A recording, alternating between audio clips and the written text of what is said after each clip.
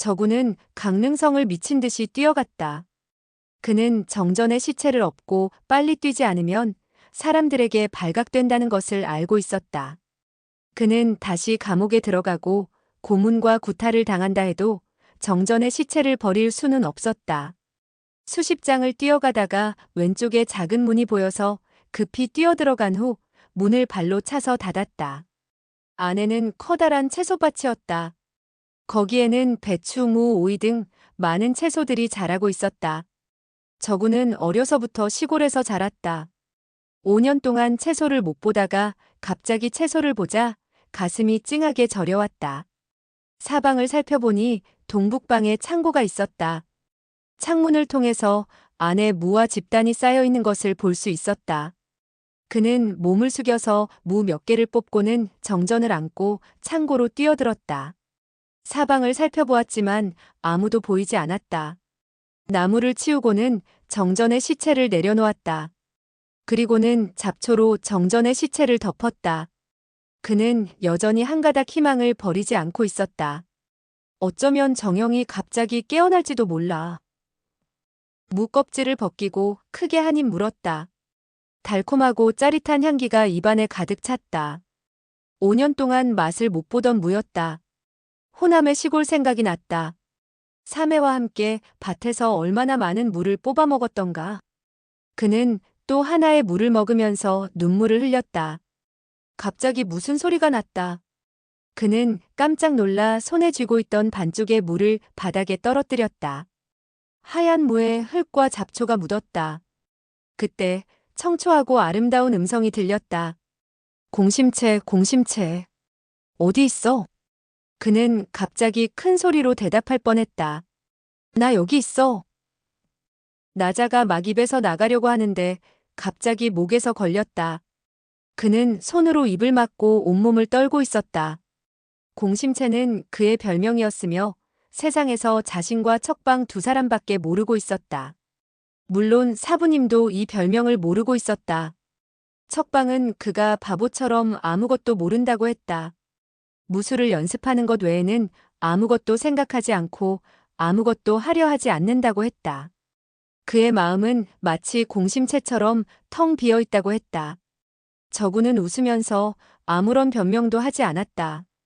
그는 사매가 자신을 공심채라고 부르는 것을 매우 좋아했다. 매번 공심채란 말을 들을 때마다 가슴속엔 말 못할 친밀감을 느꼈다. 그것은 다른 제3자가 옆에 있을 땐 절대 부르지 않았기 때문이었다. 그녀와 단둘이 있을 때면 그녀가 기쁠 때나 화를 낼 때나 저구는 항상 말 못할 기쁨을 느꼈다. 복원이 사부님 집에 서차를 가져왔을 때 사매는 음식을 만들어 접대했다. 물론 그 식탁에는 한 그릇의 공심채도 있었다. 그날 밤 복원은 사부님과 술을 마시면서 양호 무림에서 최근에 일어난 일들을 이야기하고 있었다. 저구는 얘기를 들으면서 무의식 중에 척방과 눈이 마주쳤다. 그녀는 젓가락으로 한 개의 공심채를 들어 입가에 갖다 댔지만 입속에 넣지는 않았다. 그는 빨갛고 부드러운 입술로 가볍게 공심채를 문지르고는 눈빛으로 웃었다. 그녀는 채소를 먹는 게 아니고 채소에 입을 맞추는 신용을 하고 있었다. 저구는 알고 있었다. 사매가 날 공심채라고 비웃고 있군. 창고에 있는 그의 뇌리에는 갑자기 그녀의 부드럽고 빨간 입술이 떠올랐다. 방금 공심채라고 부른 것은 틀림없는 사매 척방의 목소리였다. 확실히 사매의 목소리였다.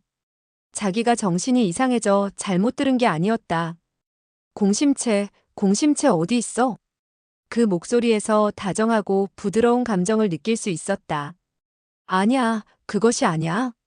옛날 그녀와 함께 고향에 있을 때 사매의 목소리에는 우정, 관심, 사랑이 있었고 또 번뇌와 책망도 있었다.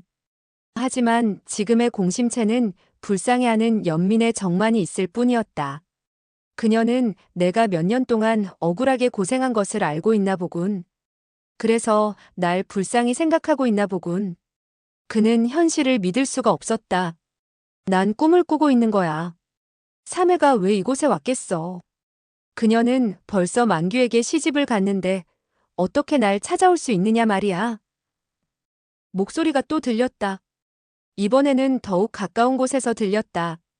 공심채 어디에 숨어 있어? 내가 못 찾을 줄 알아? 목소리에는 많은 기쁨과 연민이 충만해 있었다. 저군의 한 줄기 한 줄기의 혈관이 모두 팽창되는 것 같았다. 숨을 제대로 쉴 수가 없었으며 두 손에는 땀이 흘러내렸다. 천천히 일어나서는 잡초에 몸을 숨기고는 창문을 통해 밖을 내다보았다. 한 여인의 뒷모습이 자기를 향해 서 있었다. 누굴 찾고 있는 것 같았다. 맞아, 조그마한 어깨, 가느다란 허리, 크고 마른 몸매, 틀림없는 척방이었다. 그녀는 웃으며 말했다.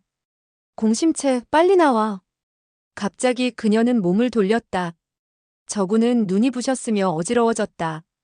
눈앞의 여자는 틀림없는 척방이었다. 검고 빛나는 눈동자, 작고 오뚝한 코, 얼굴은 더욱 휘어져 있었다.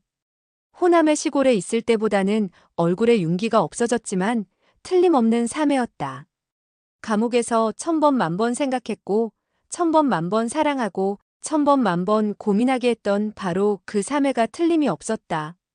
그녀는 계속해서 웃으며 말했다. 공심채, 빨리 나와요. 그녀가 너무 다정하게 부르자 행복해서 미칠 것 같았다. 대답하며 나가 오매불망 잊지 못하던 사매와 만나려 했다. 막 밖으로 나가려 하다가 떠오르는 생각이 있었다. 정영이, 난 너무 착실하고 선해서 다른 사람에게 속기 쉽다고 했지. 사매는 벌써 만규에게 시집갔고 주기도 나의 손에 죽었으니 그녀가 날 속여서 끌어내려고 하는지도 몰라. 여기까지 생각하고는 발걸음을 멈췄다. 계속해서 척방에 부르는 소리가 들렸다.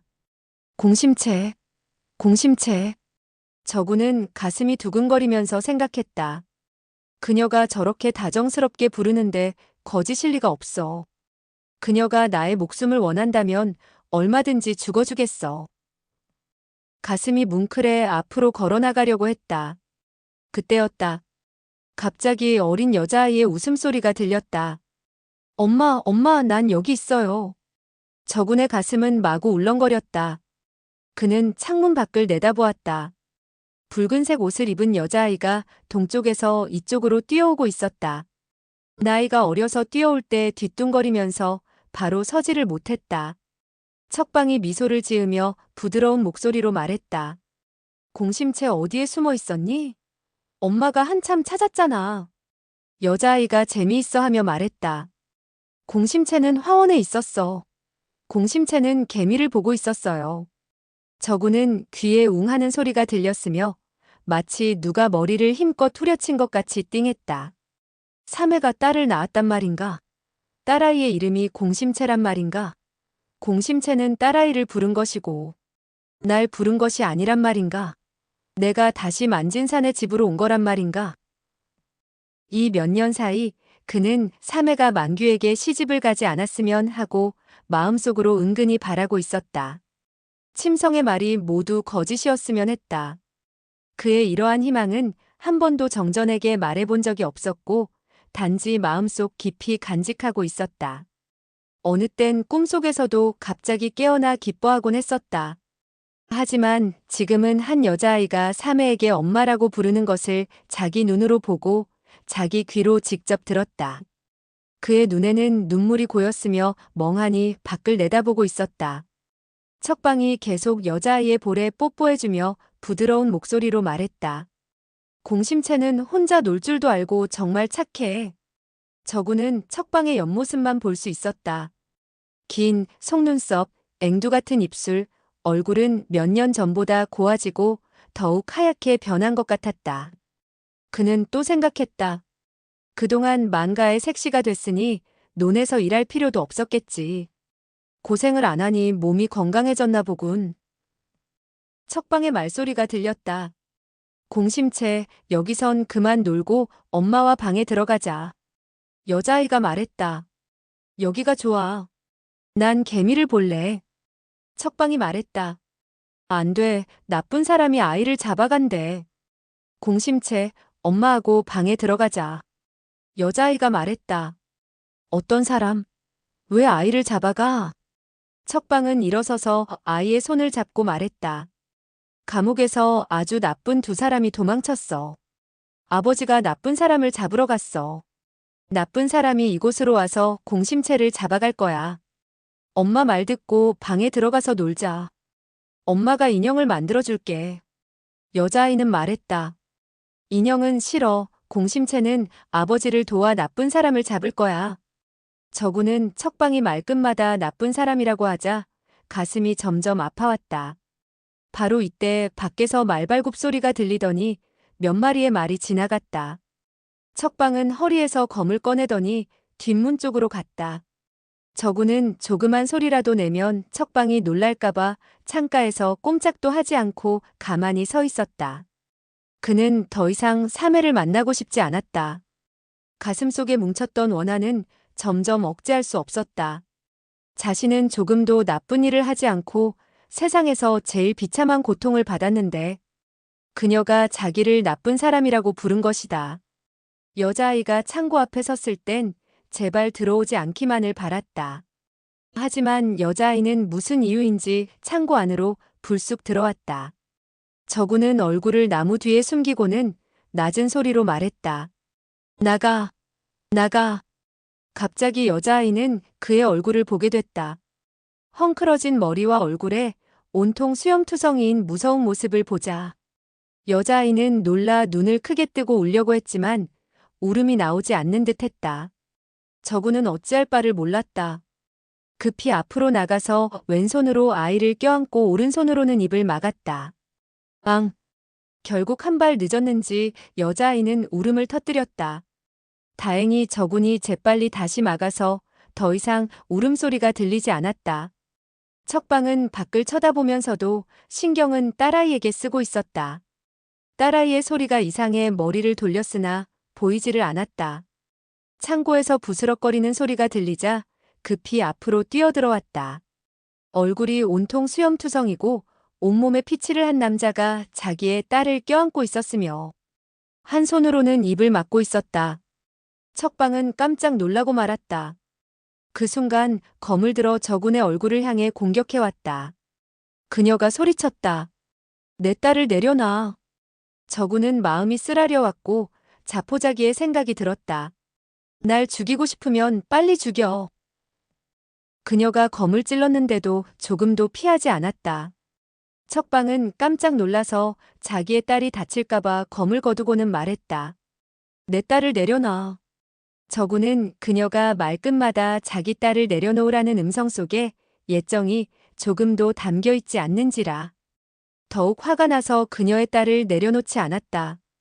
오른손은 장작을 쌓아놓은 곳을 더듬어 한 개의 나무를 집어 그녀의 검에 일격을 가한 후 한 걸음 뒤로 물러섰다. 척방은 흉악하게 생긴 남자가 계속해서 자기의 딸을 껴안고 있자 마음이 점점 초조해졌다. 두 다리에 갑자기 힘이 없어졌다. 숨을 크게 쉬고 검을 들어 저군의 오른쪽 어깨를 공격했다. 저군은 몸을 옆으로 피하고 오른손에 있던 나무를 검으로 대신했다. 왼쪽으로 약간 내리더니 급히 앞으로 찔렀다. 척방은 놀랐다. 상대방이 사용한 검법이 매우 눈에 익었고 바로 아버지가 가르쳐준 가홍함 상내 검법이었던 것이다. 더 이상 생각할 여유도 없이 머리를 숙이고 피하면서 손에 들고 있던 검으로 호척 분경풍 연산약 포도라는 검법을 사용했다. 저구는 어려서부터 척방과 함께 검술을 배웠으며 하루도 쉬지 않고 연습을 했다. 따라서 서로의 검법에 대해서는 서로가 누구보다도 잘 알고 있었다. 그녀가 두 검법을 사용해서 공격하자 자기도 모르게 자연히 사부님이 가르쳐준 방어법으로 막았다. 논이 초대져 마명풍소소 검법으로 막고 길게 한숨을 쉬며 오른손에 있던 나무로 공격했다. 옛날에 둘이서 검술을 연습할 때 이때쯤이면 사매는 저군에게 패하곤 했다. 하지만 지금 저군이 나무로 척방을 공격하자 갑자기 손목이 아려와 그만 나무를 바닥에 떨구고 말았다. 그는 놀라며 생각했다. 오른쪽 손가락이 모두 잘려나가 다시는 검을 사용할 수 없다는 것을 잊었군. 고개를 들자 척방의 검끝은 가슴 가까이 와 있었다. 검은 떨리며 움직이지 않았고 그녀의 놀란 모습은 형용할 수가 없었다. 두 사람은 서로 쳐다보고 있었으며 아무 말도 하지 않았다. 잠시 후 척방이 침묵을 깨고 말했다. 사형이었군요. 목에 메이는지 말이 잘 나오지 않았다. 저구는 고개를 끄덕이고 왼팔에 있던 여자아이를 내려놓았다. 척방은 검을 내려놓고 딸아이를 받았다. 그녀는 무슨 말을 해야 할지 몰랐다. 여자아이는 너무 무서워서 울지도 못하고 작은 얼굴을 엄마 가슴 속에 파묻고 있었다. 다시는 저군의 얼굴을 쳐다보려 하지 않았다. 척방이 말했다. 당신인 줄은 몰랐어요. 그동안 어떻게. 갑자기 밖에서 남자의 목소리가 들렸다. 여보, 어디 있어? 만규의 목소리였다. 점점 가까워졌으며 채원 근처에서 들려왔다. 척방의 얼굴색이 갑자기 변했다. 그녀는 딸아이의 귀에다가 낮은 목소리로 말했다. 공심채, 이 아저씨는 나쁜 사람이 아니니까 아버지에게 말하면 안 돼, 알았지? 여자아이는 고개를 들어 저군을 보았다. 저군의 무서운 모습을 보더니 갑자기 울기 시작했다. 밖에 있던 남자는 딸아이의 울음소리를 듣자 외쳤다. 공심채, 울지 마. 아버지가 여기에 있다. 척방은 저군을 한번 쳐다보더니 몸을 돌려 딸아이를 안고는 밖으로 나갔다. 딸아이를 껴안은 채 문을 닫고는 남편 쪽으로 걸어갔다.